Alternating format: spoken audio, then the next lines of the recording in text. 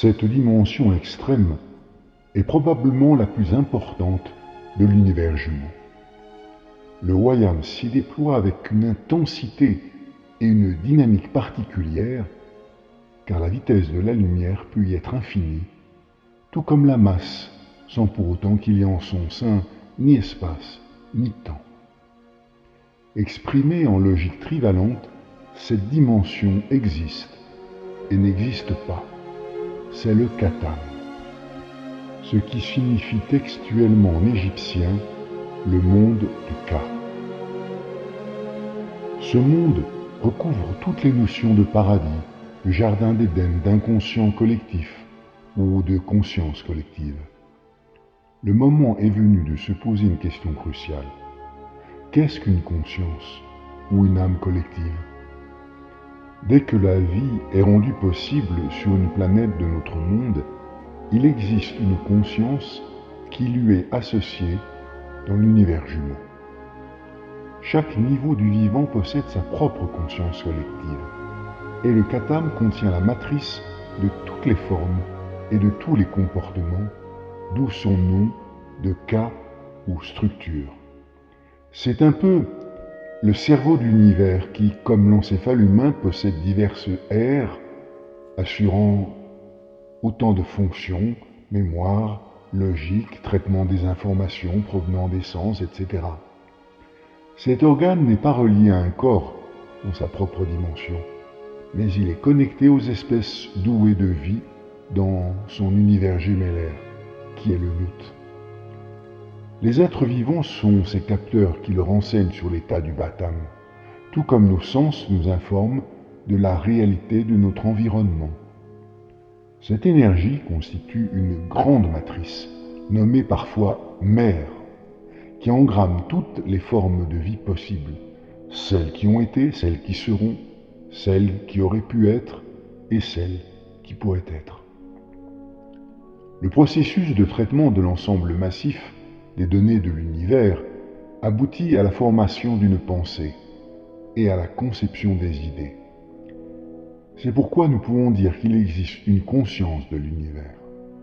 Cette pensée cosmique est créatrice et elle se manifeste avant tout comme une force appelée Ka ou énergie.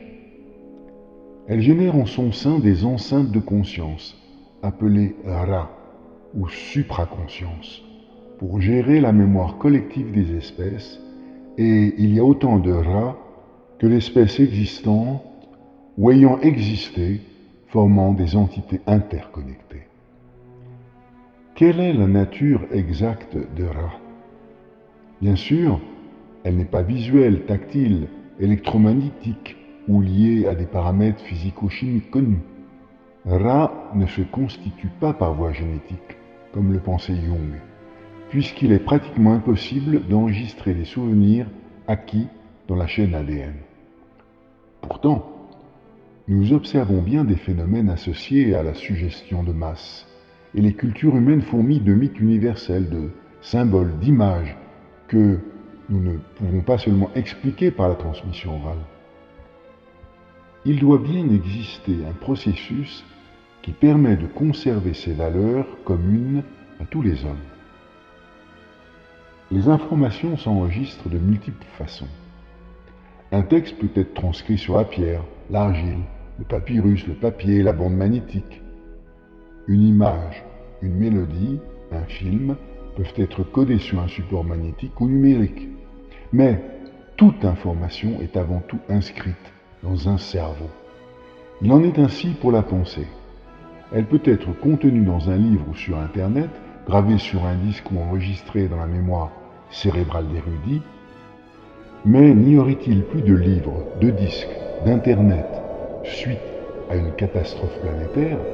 Cela impliquerait-il la perte totale des informations accumulées pendant des siècles par l'humanité? Non. Le support de l'information peut être anéanti dans son aspect formel et matériel, mais l'information demeure. Ce qui a été enregistré par un cerveau demeure.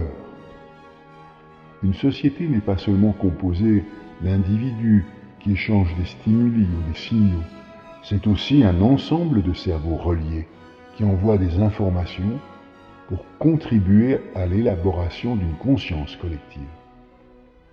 Nous pourrions établir une comparaison avec un lac, dont la nappe se forme grâce aux ruisseaux descendus de la montagne. Évidemment, ce ne sont pas seulement les expériences heureuses ou traumatiques qui parviennent jusqu'à cette entité collective, mais aussi n'importe quelle séquence de données obtenues par l'intermédiaire des capteurs sensoriels et du processus mental.